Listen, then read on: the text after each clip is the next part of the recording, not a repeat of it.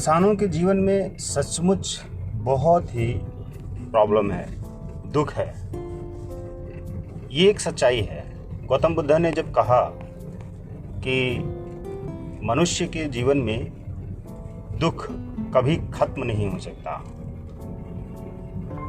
उसका जन्म दुख में हुआ और उसकी मृत्यु तक दुख ही दुख बना रहता है। फिर भी इस संसार में इंसान को अपनी एक दुनिया खुद बनानी पड़ती है। एक ऐसी जिंदगी, एक ऐसी जीवन कहानी बनानी पड़ती है जिस जीवन कहानी में उसकी अपनी खुद की एक दुनिया हो। क्या आप खुद की दुनिया बनाना चाहते हैं? मैं जानता हूं कि हर कोई अपनी एक दुनिया बनाना ही चाहता है, लेकिन उसे दिन की शुरुआत से लेकर दिन के अंत तक इतने ढेर सारे परंपराओं, नियमों, कानूनों, व्यवस्थाओं, रूढ़ियों को फॉलो करना पड़ता है कि उसके मस्तिष्क में वही लकीर की फकीर बनने वाली बातें भरती चली जाती हैं। आखिर ऐसा क्यों? वह इंसान खुद भी नहीं समझ पाता कि वह अपने जीवन की शुरुआत, अपने दिन की शुरुआत लकीर के फकीर की तरह कर रहा है। उसे पता नहीं चलता, वो समझ नहीं पाता, वो जान नहीं पाता कि उसके साथ जो हो रहा है क्या सचमुच न्याय हो रहा है या अन्याय हो रहा है। यहाँ तक कि संपूर्ण जीवन वो इसी उहापोह में बना रहता है और उसकी जिंदगी उहापोह में बीत जाती है, समाप्त हो जाती है कि वो अच्छा कर रहा है या बुरा कर रहा है, सही कर रहा है या गलत कर रहा है। वो जो कुछ भी कर रहा है, उन सारी चीज़ों को करते वक्त उसके मन में ढेर सारी शंकाएं, सवाल उठते हैं और उन सवालों के साथ, उन शंकाओं के साथ उसे कदम बढ़ाना ही पड़ता है। वो चाहे कि रुक जाए तो रुक नहीं पाता, वो चाहे ठहर जाए तो ठहर नहीं पाता, वो चाहे चलता रहे तो चलते रहने में भी उसको डर लगता। ढेर सारी बातें ऐसी ही हर क्षण उसके मस्तिष्क में चलती रहती है, ऐसी ही ढेर सारी बातें उसके मस्तिष्क में चलती रहती है। अब वो क्या करेगा, आगे क्या होगा, अभी क्या कर रहा है, पीछे क्या हुआ, उसके पास्ट में क्या हुआ, अब उसके कैलकुलेशन में, उसके गुणा भाग में प्रेजेंट बीत रहा है। फ्यूचर कैसा होगा उसे पता नहीं, सचमुच उसे पता नहीं कि अगले पल क्या होगा। लेकिन क्या वो इस उम्मीद में आज अभी इसी वक्त कोई ऐसा काम कर रहा है जिस काम को करने से आने वाला पल, उसका फ्यूचर उज्जवल होगा, अच्छा होगा, खुशियों से भरा होगा, सम्मान से भरा होगा, धन धान्य से भरपूर होगा। इस उम्मीद में आज अभी जो कर रहा है, क्या वो ये जानता है कि सचमुच में जो आज वो कर रहा है उसका परिणाम जो मिलने वाला है वो उसे सुख देगा? मिलने वाले परिणामों से उसे सुख मिलेगा, खुशी मिलेगी, शांति मिलेगी, आराम मिलेगा, चैन मिलेगा, नींद अच्छी आएगी, उसके पास पर्याप्तता होगी। ये सारे सवाल अगर उसके मस्तिष्क में उठते हैं तो उसके जवाब में एक ही जवाब आता है कि ऊपर वाले की जो मर्जी, ईश्वर की जो मर्जी, ईश्वर जो करेगा वो अच्छा करेगा। ईश्वर जो बनाएगा वो अच्छा बनाएगा। ईश्वर जो हमारे लिए करेगा वो अच्छा होगा। मैं कहता हूं कि वो ईश्वर आपके लिए क्यों करेगा? आप जरा सोचो। आप हर अपने कर्म को ईश्वर से जोड़ते हो, आप अपनी हर सोच को ईश्वर से जोड़ते हो। क्यों करते हो ऐसा? आप क्यों ऐसा सोचते हो? आपको पता है आप ऐसा क्यों सोचते हो? आपको ये ज्ञान कहां से मिला? ये ज्ञान आपको कहां से मिला? किसने कहा? कहां से सीख लिया आपने? किसने बताया? कैसे आपने जाना? आप रुकिए और अपने दाएं और बाएं देखिए। जब आप रुकेंगे, दाएं और बाएं देखेंगे, आगे और पीछे देखेंगे, ऊपर और नीचे देखेंगे, अपने पास्ट प्रेजेंट को देखेंगे तो फ्यूचर नजर आएगा। फ्यूचर में आपको जो मिलने वाला है वो सचमुच में निश्चित नहीं है, वो अनिश्चित है, इनडेफिनिट है, अनिश्चित है, वो निश्चित नहीं है। कोई भी चीज निश्चित नहीं है, फिक्स नहीं है। आप फिर भी फिक्स करते हो। आप बैंक में धन जमा करके फिक्स कर देते हो कि 10 साल बाद आपको वो धन 2 गुना करके 3 गुना करके मिल जाएगा। ठीक है, आपने फिक्स कर दिया। बैंक से आपको एक पेपर दे दिया गया और उस पर लिख दिया गया कि आपका पैसा हमारे पास जमा है और 10 साल बाद जितना आपने जमा किया है उसका 2 गुना मिल जाएगा। आपने 1 लाख रुपए जमा किए, अब 10 साल बाद 2 लाख रुपए मिल जाएंगे आपको। बैंक वाले ने आपको एक कागज का टुकड़ा थमा दिया और उस पर सारी चीजें लिख दी। फिक्स कर दिया आपने, 10 साल बाद आपको मिलेगा। वो 10 साल बाद वो पैसे आपको मिलेंगे? आप गारंटी लेते हो? बैंक वाले ने तो गारंटी ले ली और आप मान गए और आपको मानना पड़ेगा। आप बिना माने रह नहीं सकते। आपके सामने इसके अलावा दूसरा ऑप्शन नहीं है। यही रूल है, यही नियम है, चाहे इंसानों ने बना लिए या ईश्वर ने बनाया। हम इंसानों ने ही अपनी सुविधाओं के लिए इन नियमों को बनाए हैं और उन्हीं नियमों में बंध गए हैं। हम अपने द्वारा बनाए गए नियमों में ही हम बंध जाते हैं और उन्हीं नियमों को फॉलो करने के लिए मजबूर रहते हैं। एग्रीमेंट करते हैं, हम एक समझौता करते हैं, अपने आप से वायदा करते हैं, अपने आप से एक नियम देते हैं, अपने आप को एक वचन देते हैं और उसी वचन का पालन करते हुए आगे बढ़ते हैं। वचन टूटता है तो कंपनसेशन भरना पड़ता है। अगर हमने बीच में 10 साल से पहले वो एग्रीमेंट, वो फिक्स डिपॉजिट ब्रेक कर दिया किसी कारण से, तो बैंक कहेगी कि आपको इसका कंपनसेशन देना पड़ेगा। फाइल चार्ज, ब्रेकिंग चार्ज, जो भी है वो आपको भरना पड़ेगा और फिर आपको काट पीट कर जो पैसा मिलेगा वो आपको लेना पड़ेगा। ठीक है, ओके, हम एग्री हो गए। क्या हम व्यवहारिक जीवन में अपने रिश्तों के बीच में ऐसा ही नहीं करते हैं?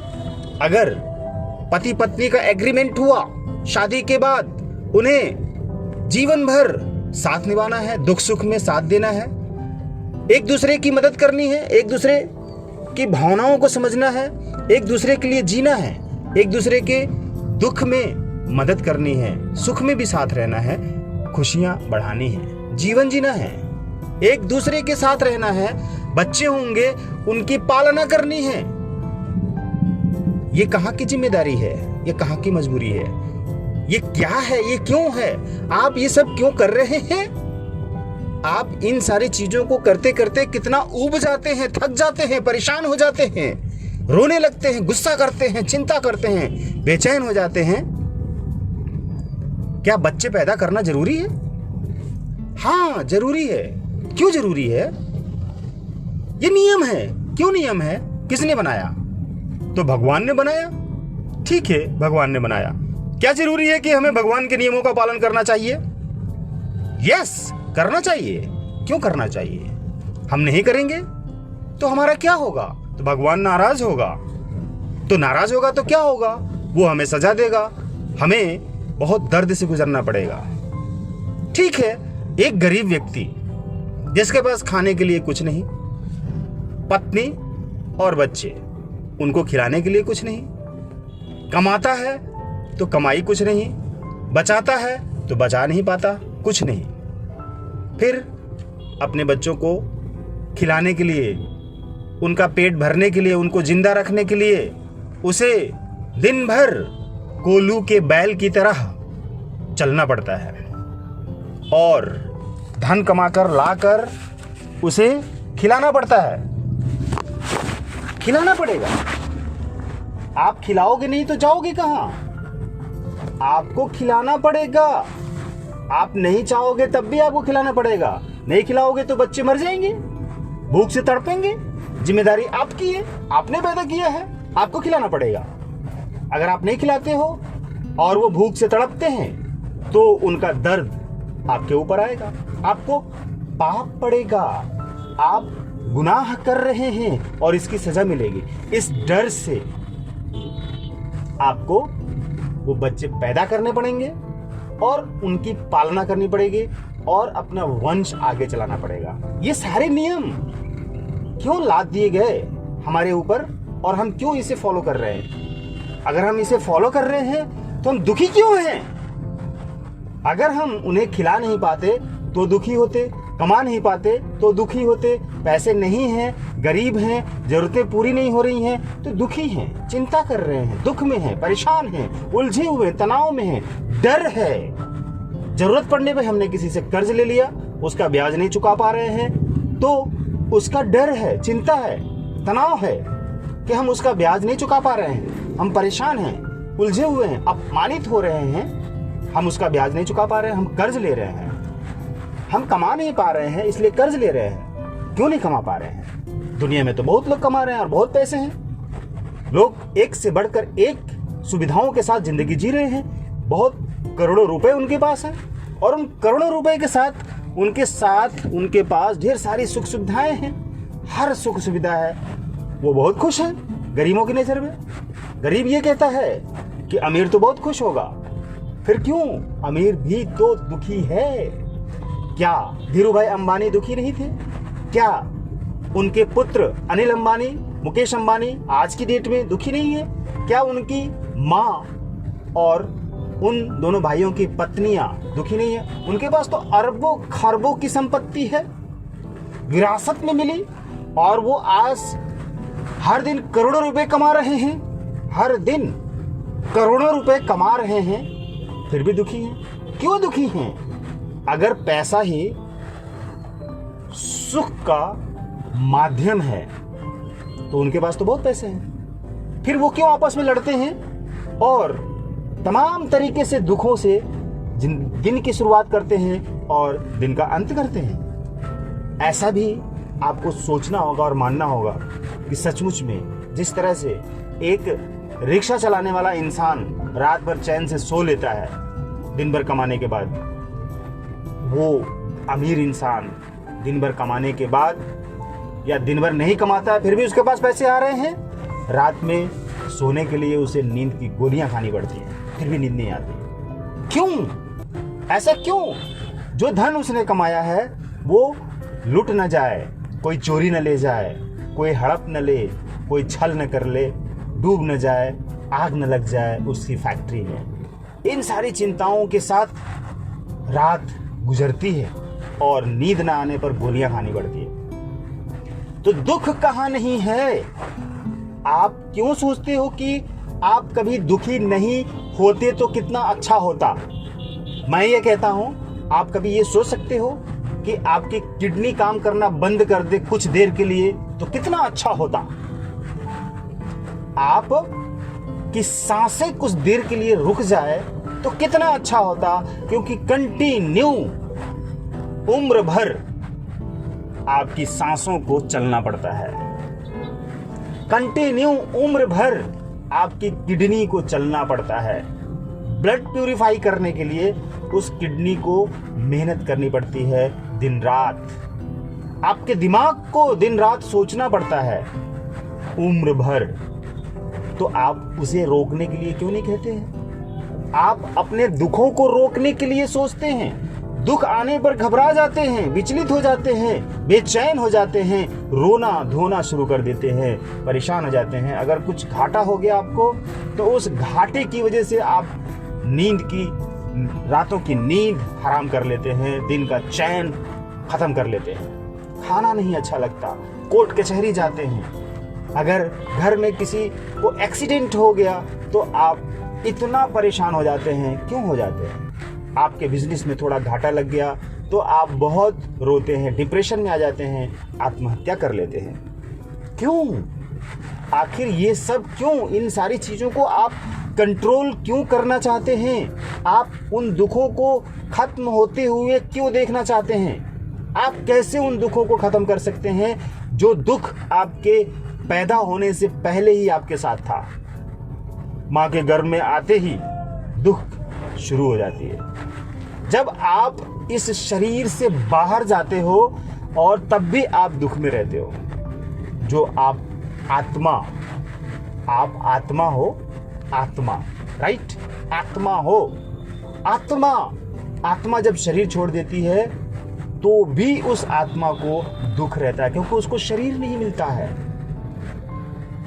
वो बिना शरीर के इस यूनिवर्स में विचरण कर रही होती है। वो आत्मा बिना शरीर के तब भी दुखी होती है, उसको शरीर चाहिए। शरीर की तलाश में वो भटकती रहती है, यहाँ से वहाँ, वहाँ से यहाँ। उसके ढेर सारे कर्म फल संस्कार रूपी अकाउंट में डिपॉजिट होते हैं। उसी संस्कार रूपी अकाउंट के हिसाब से उसको परिवार चाहिए। इस दुनिया में, पूरी दुनिया में, पूरी धरती पर, किसी भी देश में कहाँ पर उसको जन्म मिलेगा, किस देश में, किस परिवार में, किस माँ के गर्भ में जो बच्चा पल रहा है उसमें जाएगा, कौन माँ होगा, कौन माँ होगी, कौन बाप होगा, ये उसको नहीं पता। और उसके कौन भाई बनेंगे, कौन बहन बनेगी, कौन दादी बनेगी, कौन दादा बनेगा, कौन रिश्तेदार क्या बनेगा, ये सारी चीज़ें उसको नहीं मालूम है।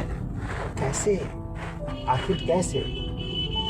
ये सारी बातें आपको सोचनी होंगी। इन सारी बातों को सोचना पड़ेगा। आप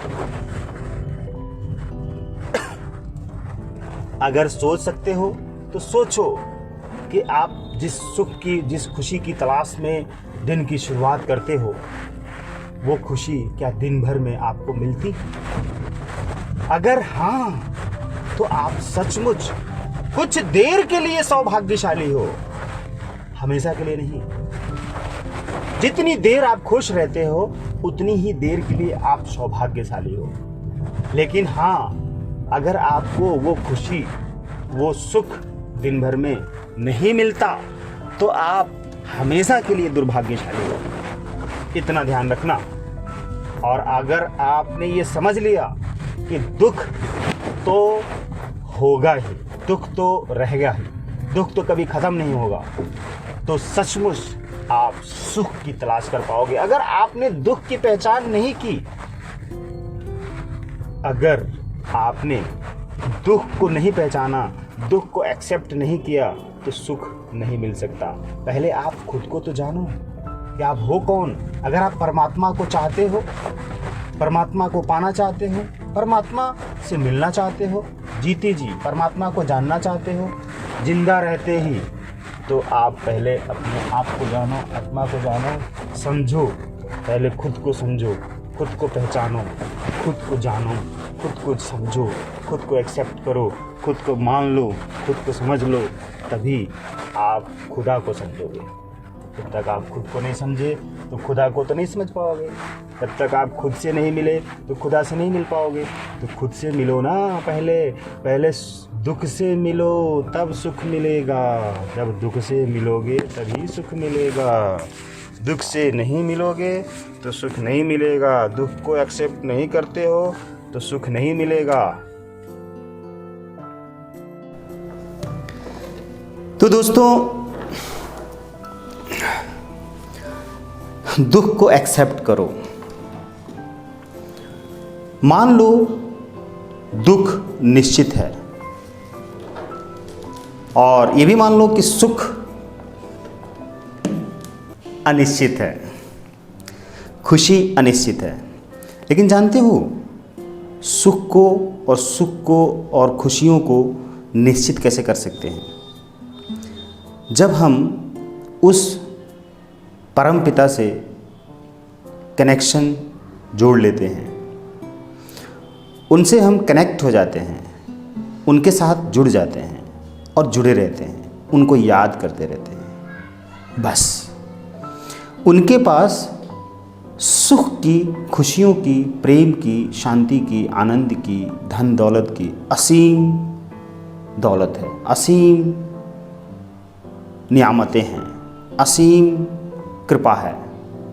बस वहाँ से जुड़े रहो और तुम्हारे जीवन में ये सारी चीज़ें तेज़ी से बढ़ती ही जाएंगी, बढ़ती ही जाएंगी, बढ़ती ही जाएंगी। मैं बताता हूँ कि उस सुख और खुशी को स्थायी कैसे बना सकते हो अपने जीवन में। अगर आपने दुख के ऊपर ध्यान लगा के रखा है और दुख की चिंता कर रहे हैं, अभावों की, गरीबी की सोच में डूबे हुए हैं, तो आपके जीवन में दुख और चिंता, गम, परेशानी स्थायी हो जाएंगी, निश्चित हो जाएंगे, निश्चित रहेंगे। पैदा होने के साथ में दुख है, लेकिन तब है जब आप उस ईश्वर को भूल जाते हो, उस परम शक्ति को भूल जाते हो, उस दिव्य शक्ति को भूल जाते हो, उस असीम शक्ति को, उस असीम दयालु, कृपालु, महाज्ञानी, असीम समृद्धशाली शक्ति को भूल जाते हो, उस ईश्वर को, उस परमात्मा को भूल जाते हो। जब आप पैदा होते हो तो रोते हो, क्योंकि एक ऐसी दुनिया में आप कदम रखते हो जहाँ पर आपके ऊपर ढेर सारे नियम कानून लादे जाएंगे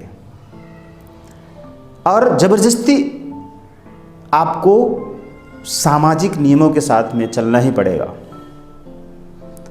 और उस अवस्था में आप ईश्वर की याद से वंचित हो जाते हो। बाहरी चकाचौंध में, उस बाहरी लेन देन में, उस दुनिया में घूमते हो, देखते हो, उसे पाने की सोचते हो, लोभ लालच सब तुम्हारे ऑरा में आ जाते हैं, तुम्हारे बाहरी जीवन में आ जाते हैं ऐसे लोग। क्योंकि जो लोग हैं, जो इंसान हैं, वो भी आत्मा हैं, जो तुम्हारे माता पिता, भाई बहन हैं, जो फैमिली के मेंबर हैं। उन इंसानों के बीच में तुम्हें रहना है और वो इंसान पहले से ही काम, क्रोध, मोह, लोभ, अहंकार से ग्रसित हैं, डूबे हुए हैं, उसके साथ में, उन्हीं में डूबे हुए हैं, उन्हीं के साथ ज़िंदगी गुजार रहे हैं। इसीलिए यही वो कारण है कि तुम्हें इस कुचक्र में फंसकर दुख होता है। तब कई बार उस दुख में आकर कहते हो कि मैं आत्महत्या कर लूँ, मैं अपनी दुनिया में चला जाऊँ, मैं उस ईश्वर के पास चला जाऊँ, वहाँ सुख होगा, खुशी होगी, शांति होगी। लेकिन समाधान तो ये है नहीं। तुम्हें तो पूर्ण जीवन जीना है। जो नेचुरल डेथ है उसको प्राप्त करना है, आर्टिफिशियल नहीं, बनावटी नहीं। जब तुम हर उन सारी चीज़ों के लिए एहसानमंद होते हो जो इस संसार में हैं, तो सुख और ईश्वर यहीं पर प्राप्त हो जाते हैं। यही वो एक गहरा मंत्र है, एक गहरा उपाय है, एक सच्चा उपाय है। इसी उपाय से तुम उस ईश्वर को प्राप्त कर लेते हो। इसी अवस्था में तुम सुख प्राप्त कर लेते हो, जब हर चीज़ से प्यार करते हो और हर वस्तु से, हर इंसान से प्यार करते हो। एहसानमंद होते हो उन सारी चीज़ों के प्रति जो तुम्हें दिख रही हैं और जो तुम स्पर्श कर रहे हो, जिन्हें तुम सुन रहे हो, जिन्हें तुम देख रहे हो, जिन्हें तुम यूज कर रहे हो, जिन चीज़ों को। अब यही समझना है कि कि तुम किन चीज़ों को यूज कर रहे हो। खाना, कपड़ा, घर मकान, रुपया पैसा, गाड़ी, टीवी, कूलर, पंखा, mobile, bag, chair, table, office, घर, खेत, जमीन जायदाद, पंखे, बिजली, पानी, धूप, छांव, जानवर, दूध, दही,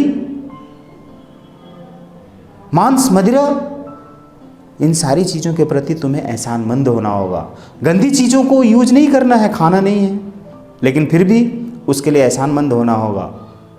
जो लोग खाते पीते हैं उनके लिए बहुत अच्छी चीज़ है, जो नहीं खाते पीते हैं उनके लिए गंदी चीज़ है। लेकिन गंदी चीज़ है तो आप उससे नफरत मत करो, अपने मन में नफरत पैदा मत करो। प्यार नहीं कर सकते तो नफरत भी मत करो, क्योंकि नफरत करोगे तो तुम्हारे जीवन में नफरत बढ़ेगी, ऑटोमेटिक किसी और रूप में तुम्हारे लाइफ में नफरत पैदा हो जाएगी। दुख हर क्षण है, लेकिन उसी में छुपा हुआ सुख हर क्षण है। उस सुख को स्थायी करना है। उस सुख को स्थायी करने के लिए तुम्हें हर उन चीज़ों से प्यार करना होगा जो चीज़ें तुम यूज कर रहे हो। धन्यवाद।